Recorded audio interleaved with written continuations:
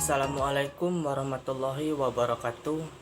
Perkenalkan, nama saya Santang dari kelas B NPM 2101035. Di sini saya akan menjelaskan bagian-bagian kulit beserta fungsinya. Baik, saya akan menjelaskan bagian kulit. Bagian kulit itu yang pertama itu lapisan epidermis. Lapisan epidermis adalah lapisan paling luar, satu-satunya struktur kulit manusia yang bisa dilihat oleh mata. Epidermis adalah tempat pori-pori berada yang memungkinkan minyak dan keringat keluar. Lapisan kulit ini memiliki dua sel utama, yaitu keratinosit dan melanosit. Keratinosit bertugas sebagai penahan bakteri, virus, jamur, parasit, dan paparan panas dari sinar matahari.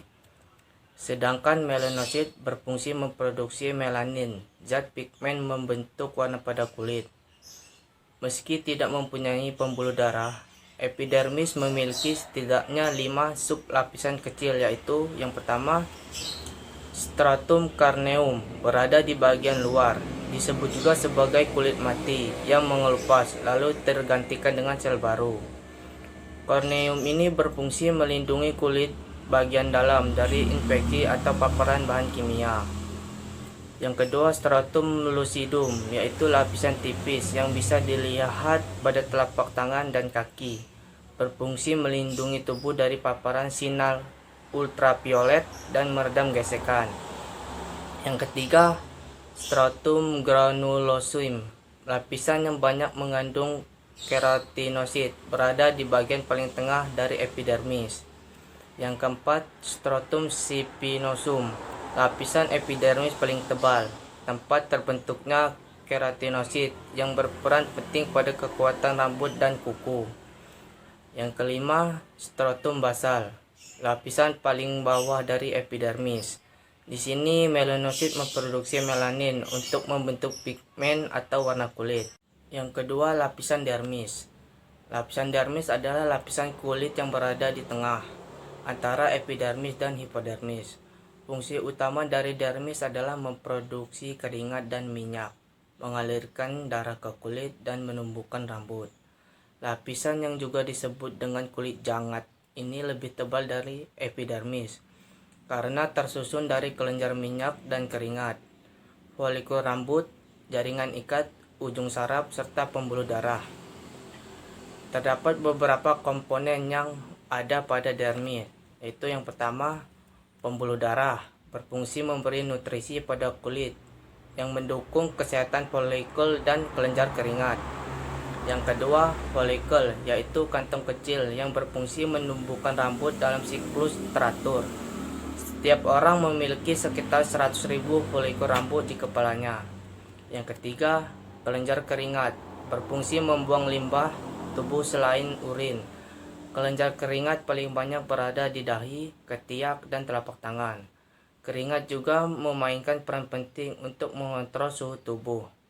Yang keempat, pembuluh getah benih, bertugas membasahi jaringan kulit dengan getah bening, zat seperti susu yang mengandung sel-sel sistem kekebalan untuk melawan infeksi. Pembuluh ini dapat membantu kulit menghancurkan organisme yang berusaha memasuk ke tubuh. Yang kelima, bundel kolagen, tempat di mana protein bernama kolagen berada. Zat ini berfungsi mengatur tingkat elastisitas kulit sebagai bertambahnya usia. Jumlah kolagen akan menurun sehingga elastisitas kulit akan berkurang, ditandai dengan munculnya keriput.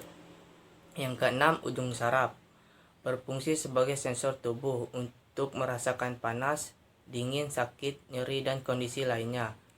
Yang terakhir, 7, kelenjar sebase, berukuran sangat kecil, berfungsi menghasilkan minyak. Minyak tersebut bisa menjaga kulit agar tetap terhindari dari terhidrasi dan resisten terhadap air. Yang terakhir yaitu lapisan hipodermis. Hipodermis adalah lapisan pada struktur kulit manusia paling bawah. Fungsi utamanya adalah mengontrol suhu tubuh dan menyimpan lemak. Secara teknis, lapisan yang juga disebut dengan subkutan atau subkutis ini bukan bagian dari kulit, tapi hanya membantu menempelkan dermis ke tulang dan otot. Komponen terbesar dalam hipodermis adalah lemak, jaringan ikat, pembuluh darah, dan elastin. Kadar lemak yang tinggi membantu melindungi tubuh dari hilangnya terlalu banyak panas. Di lapisan ini, tubuh manusia akan mengolah sinar matahari yang terserap ke dalam kulit menjadi vitamin D. Adapun fungsi kulit, yaitu yang pertama sebagai pelindung tubuh dari mikroorganisme, yang kedua sebagai pengaturan suhu tubuh, yang ketiga sebagai pembuangan zat berlemak, air, dan ion dalam bentuk keringat, dan yang keempat sebagai reseptor khusus yang mendeteksi suhu, sentuhan, tekanan, dan nyeri.